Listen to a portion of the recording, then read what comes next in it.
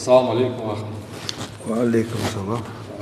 Как стало известно, региональное отделение партии «Гражданская инициатива» будет участвовать в предвыборной гонке на предстоящих парламентских выборах в Ингушетии. Вы являетесь учредителем местного отделения. Просветите население, как давно данная партия представлена в республике, как давно вы в ее работе участвуете.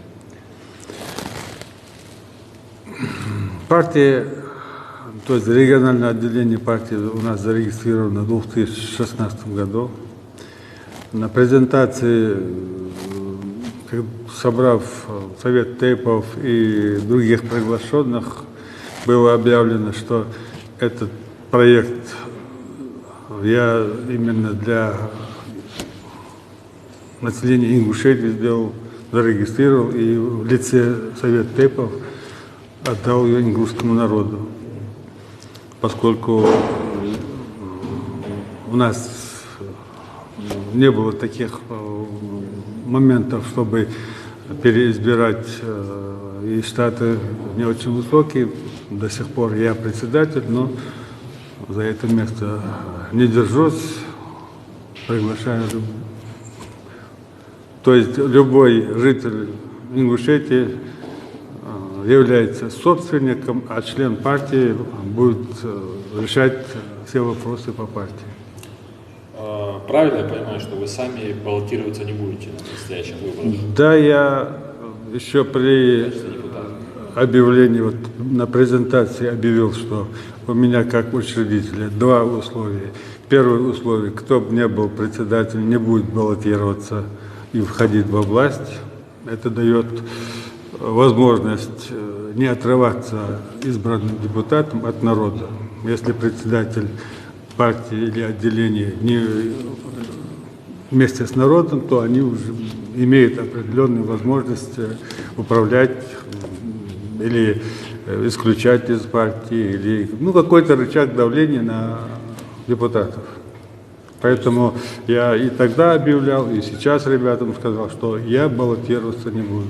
Своеобразная мера предосторожности для того, чтобы избежать возможной, скажем так, ангажированности с действующей властью.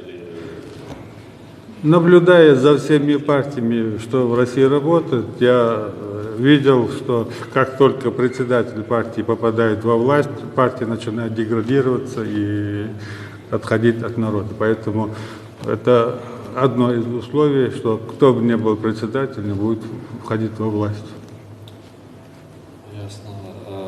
Могли бы вы, возможно, из своих наблюдений, коротко представить ответ на такой вопрос: сильные стороны вашей партии «Гражданская инициатива»? Есть же, наверное, какие-то обстоятельства, которые, скажем так, привели вас именно к этому выбору, именно к вступлению в данную партию, представлению ее на выборах. Почему люди, граждане Ингушетии в частности, должны голосовать за эту партию, поддерживать ее кандидатов, на ваш взгляд? Сильная сторона будет, если народ вольется в партию, возьмут ее как свою часть и будут управлять им. Это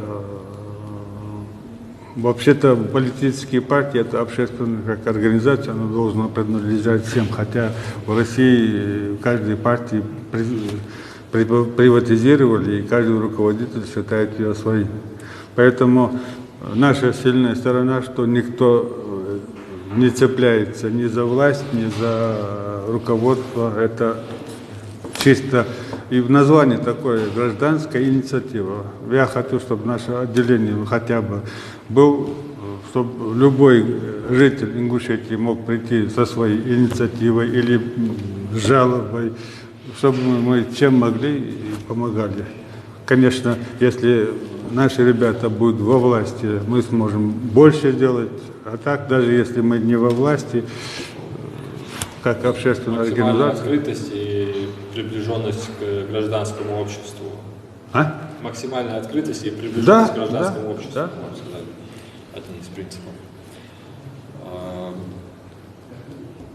Не секрет, что многие граждане в целом по стране, ввиду скажем, последнего десятилетия в целом и в особенности последних лет довольно скептически относятся в целом к избирательной системе, действующей в России, от которой, в принципе, мало чего уже осталось, и скептически к участию в выборах относятся. Вот что вы думаете на этот счет?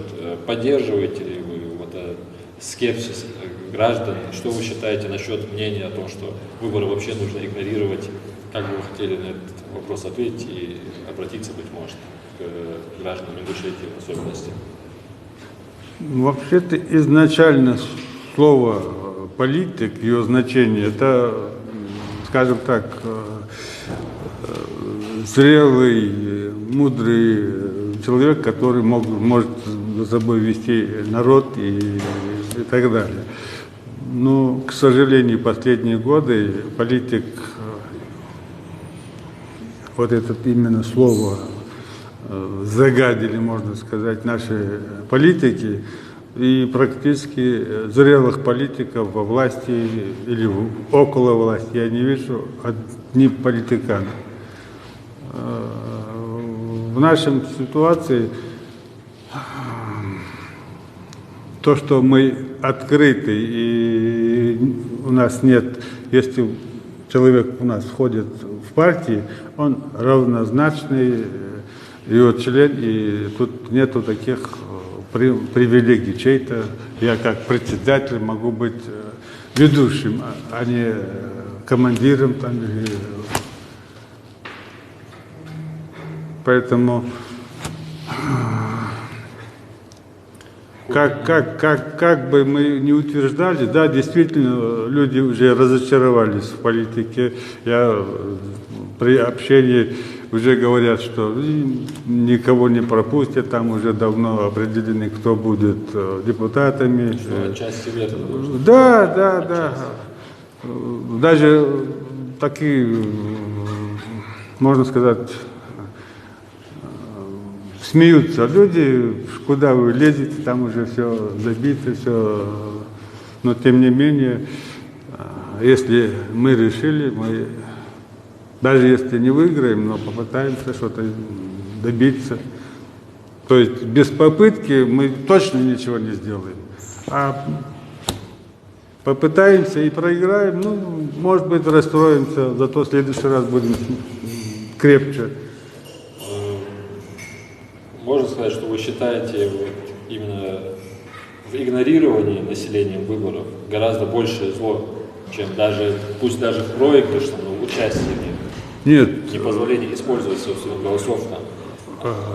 Пока мы не осознаем, что на выборах надо ходить и голосовать, если и нету кандидата, за кого можно проголосовать, хотя бы возьмите, голосуйте, отмечайте все кандидаты и испортите бюллетень. А так, если люди не ходят, за них голосуют, и получается так, что даже если часть проголосовала против людей, но из-за того, что эти бросы, там, возможности играть в этом, выигрывать опять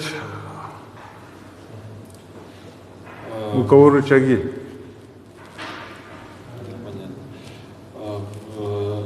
Во время выборов большую роль, особенности скажем, в регионах, в странах, где проблемы с избирательной системой, большую роль играют честные наблюдательные комиссии, которые контролируют вопрос фальсификации, не допускают их.